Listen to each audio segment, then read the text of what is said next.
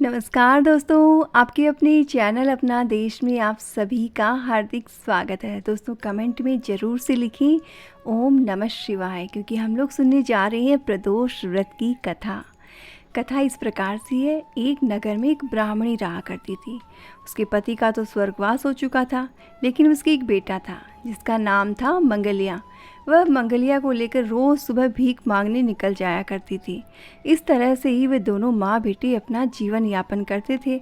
माँ बेटे जो है भीख में जो मिलता उसको बांट कर खा लेते, और इसी तरह से किसी तरह से उन लोगों की ज़िंदगी जो है वो बसर हो रही थी। एक दिन जब ब्राह्मणी भीख मांगकर वापस आ रही थी तो रास्ते में अचानक उसने देखा कि एक लड़का जो है वो सड़क पर घायल अवस्था में पड़ा है। ब्राह्मणी ने जब उस लड़के को देखा तो उसे बड़ी दया आई। अपने लड़के की सहायता से उस लड़के को वो घर ले आई। वास्तविकता में वो जो लड़का था जो घायल अवस्था में था वो विदर्भ का राजकुमार था। शत्रु सैनिकों ने उसके राज्य पर आक्रमण कर दिया। पिता को तो बंदी बना लिया और उसके राज्य पर अपना नियंत्रण कर लिया।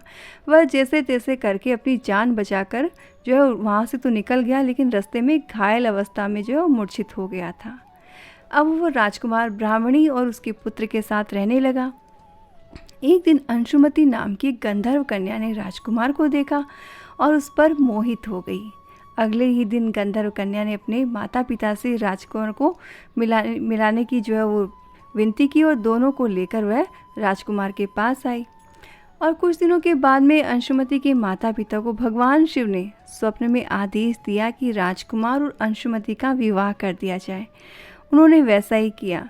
और वहीं दूसरी ओर विधवा ब्राह्मणी प्रदोष का व्रत जो करती थी वो करती रही, और ये सब उसकी व्रत का ही प्रभाव था कि गंधर्व राज की सेना की सहायता से राजकुमार ने विदर्भ से शत्रुओं को खदेड़ दिया और पिता के राज्य को पुनः प्राप्त कर आनंद पूर्वक रहने लगा।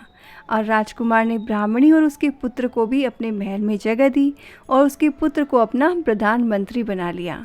ब्राह्मणी के प्रदोष व्रत के कारण शंकर भगवान की कृपा से राजकुमार और ब्राह्मणी का पुत्र दोनों के ही दिन सुधर गए। वैसे ही हे शंकर भगवान, अपने हर भक्तों पर अपनी कृपा दृष्टि बनाए रखना और सबका जीवन यूं ही संवारते रहना। बोलो भगवान भोलेनाथ की जय।